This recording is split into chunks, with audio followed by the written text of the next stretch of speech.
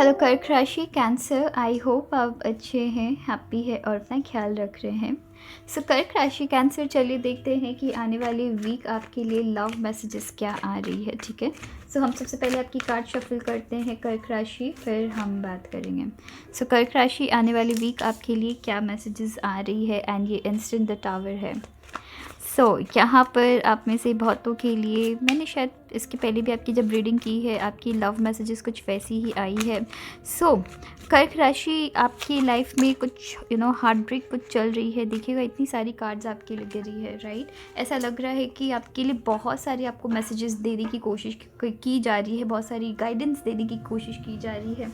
यहाँ the tower की card है, एंड यहाँ पर ऐसा लग रहा है कि कुछ आपकी लाइफ में ऐसा हुआ है, आपकी लव लाइफ से रिलेटेड कि सडनली कुछ शॉक मिली है, कुछ सरप्राइज़ मिली है कि कि आप यकीन नहीं कर पा रहे कि ऐसा भी हो सकता है रिलेशनशिप में। ठीक है, यहाँ पे वैसी चीज़ें देख रही हूँ। 2 ऑफ स्वॉर्ड्स है कर्क राशि, एंड यहाँ पर है नेक्स्ट आपकी 5 ऑफ स्वॉर्ड्स। कर्क राशि, यहाँ पर आप में से बहुतों के लिए मैं देख रही हूँ कि कन्फ्यूजन है।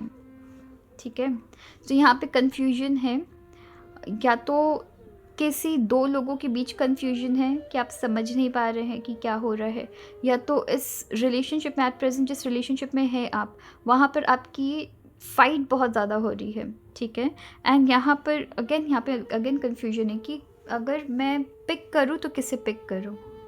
ठीक है, यहाँ पे वैसी चीज़ें हैं, या फिर किस सिचुएशन में आपको बेस्ट सॉल्यूशन मिलेगी, वो चीज़ आप यहाँ नहीं समझ पा रहे हैं। यहाँ अगर आप रिलेशनशिप में हैं, सबसे पहले आपकी बात करते हैं।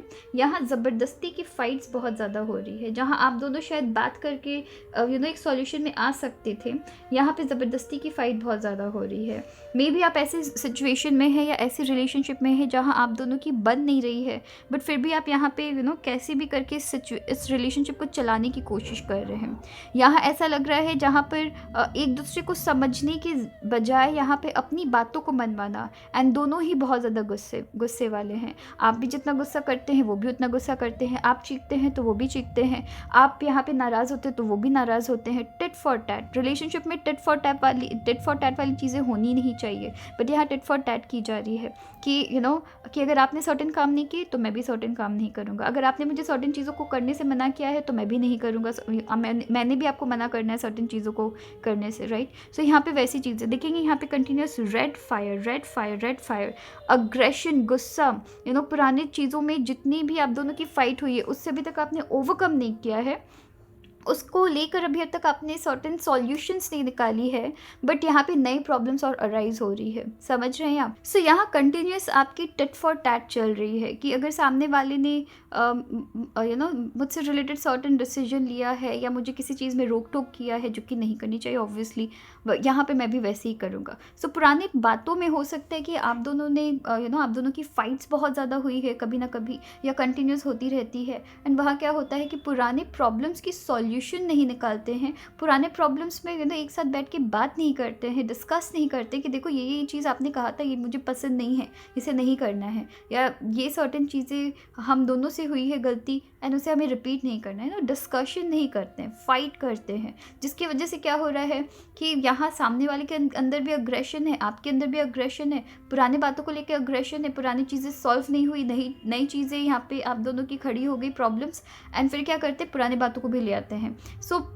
पुरानी बात तो ऑलरेडी सॉल्व नहीं है, नई यहाँ पे पहाड़ आपके और खड़ी हो जा रही है, पुराने जितने भी पहाड़ है वो सारे भी आप ला के एक दूसरे के ऊपर अटैक कर रहे हैं। तो यहाँ पे वैसी चीज़ें चल रही है। ज़बरदस्ती की फाइट हो रही है, यहाँ एक दूसरे को यहाँ पे मैं आर्ग्यूमेंट्स बहुत ज़्यादा देख रही हूँ, यहाँ धोखा से ज़्यादा आर्ग्यूमेंट्स है, यहाँ पे एक दूसरे के साथ कंटिन्यूस यहाँ पे फाइट्स चल रही है, कंटिन्यूस फाइट्स चल रही है। यहाँ दोनों ही सिचुएशन में हैप्पी नहीं है, बट इस सिचुएशन से निकलेंगे कैसे वो चीज़ आप दोनों समझ नहीं पा रहे हैं।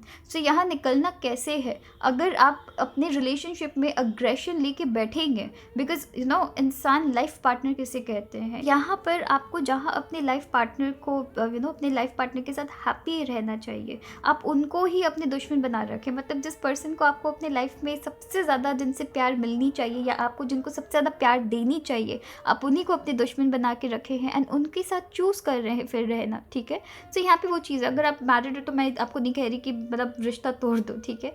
सो यहाँ पे क्या है कि प्रॉब्लम्स की सॉल्यूशन निकालिए। सो यहाँ पे प्रॉब्लम्स की सॉल्यूशन निकालना बहुत ज़्यादा ज़रूरी है, स्पेशली पुराने बातों में जितनी भी आप दोनों की प्रॉब्लम हुई थी वहाँ पे एक सॉल्यूशन निकालना ज़रूरी है। पहले सेटल होना पड़ेगा, पुराने बातों में जितनी भी फाइट्स हुई थी वहाँ पे सेटल होना पड़ेगा कि ठीक है, पुरानी बातों को हमें भूलना है, ठीक है, लाइफ को नए तरीके से स्टार्ट करना है। बट वहाँ पे ये चीज़ नहीं हो रही। यहाँ पे आप ऐसे कुछ लोगों के लिए मैं देख रही हूँ कि सडनली कुछ ऐसी चीज़ें हो गई है आप दोनों के बीच जहाँ पे फाइट बहुत ज़्यादा हो रहा है, ना आप कुछ भी नहीं कर रहे हैं, ना आप कर रहे हैं ना आपके पार्टनर कुछ कर रहे हैं। अगर आप सिंगल हैं, हो सकता है कि पुराने पर्सन के आपकी लाइफ में आने की चांसेस है एंड यहाँ पर आपको ऐसा फील हो सकता है कि यहाँ पे दो चीज़ें मैं देख रही हूँ, ठीक है। या तो आप एट प्रेजेंट जिनके साथ रिलेशनशिप में हैं वो, प्लस आपके पुराने रिलेशनशिप, इन दोनों के बीच आप थोड़े से कन्फ्यूजन में मुझे नज़र आ रहे हैं।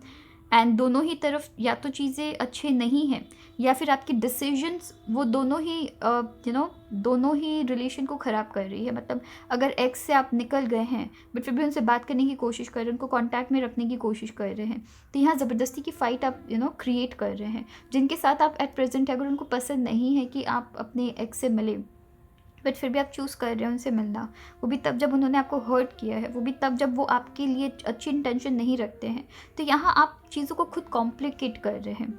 एंड अगर आप सिंगल है तो यहाँ पर पॉसिबिलिटी है कि कि अगेन आप एक्स की तरफ जा रहे हैं जस्ट बिकॉज आपको खालीपन यहाँ पे फील हो रहा है। सो आप यहाँ पे एक्स की तरफ जा रहे हैं, तो वहाँ पे इन सारी चीज़ों से थोड़ा दूर रहने की ज़रूरत है। सो चलिए देखते हैं कि आपके लिए ओवरऑल गाइडेंस क्या है आने वाली वीक के लिए। कर्क राशि कैंसर, ओवरऑल गाइडेंस क्या है, ठीक है। सो कर्क राशि आपके लिए गाइडेंस है लीप एंड यहाँ पर आपको ओके। सो यहाँ पे मैं देख रही हूँ कर्क राशि की, इसके साथ मैं देख रही हूँ इस कार्ड के साथ कि अगर स्पेशली अगर आप रिलेशनशिप में हैं, यहाँ पर किसी ऐसे पर्सन के साथ रिलेशनशिप में है जिनके साथ आपकी बनती नहीं है बट यहाँ पर आप बनाने की कोशिश कर रहे हैं ज़बरदस्ती। ऐसा लग रहा है कि रिलेशनशिप की यहाँ पे एंड आ चुकी है बट फिर भी इस एंड को आप एक्सेप्ट नहीं कर पा रहे हैं। मे बी बिकॉज आपकी जो ऑलरेडी जो पास्ट की जो रिलेशनशिप रही थी उसको लेकर आप काफ़ी ज़्यादा सीरियस थे, वो सारी चीज़ें आप यहाँ पर रिपीट नहीं करना चाह रहे हैं। सो यहाँ पर डर है कि यहाँ पर भी चीज़ें ख़त्म हो जाएगी तो लोग क्या कहेंगे, दुनिया क्या कहेगी, मैं खुद को क्या कहूँगा, ठीक है, जिसकी वजह से आप चांस नहीं ले रहे हैं लाइफ में। बट आप एट प्रेजेंट जिस सिचुएशन में है वहाँ पर भी आप कोई बहुत खुश नहीं है, ठीक है। सो हमारी एंड गोल होनी चाहिए कि हम जिस भी पर्सन के साथ है स्पेशली रिलेशनशिप में हम उनके साथ हैप्पी रहे, ठीक है। बट यहाँ पर आप डर रहे हैं। यहाँ कहा जा रहा है कि आपको एक चांस लेने की ज़रूरत है, लाइफ में आगे बढ़ने की ज़रूरत है। या तो इस प्रॉब्लम की सॉल्यूशन निकालिए, या तो ईगो में आप दोनों एक दूसरे से बात नहीं कर रहे, इस प्रॉब्लम की सॉल्यूशन जहाँ आपको निकालनी चाहिए आप दोनों ईगो में एक दूसरे से बात नहीं कर रहे हैं, वहाँ पे आपको इनिशिएट करना है, ठीक है। पार्टनर से प्यार से बात करना है, यहाँ इनिशिएट करना है। या फिर अगर आप इस तरीके की अंडरस्टैंडिंग में आ चुके हैं कि ये मेरे लाइफ पार्टनर नहीं है एंड मुझे इनसे आगे बढ़ने की ज़रूरत है, तो वो भी हिम्मत आपको यहाँ पे करने की ज़रूरत रहने वाली है, ठीक है। सो चलिए फिर अपना ख्याल रखिएगा। Thank you.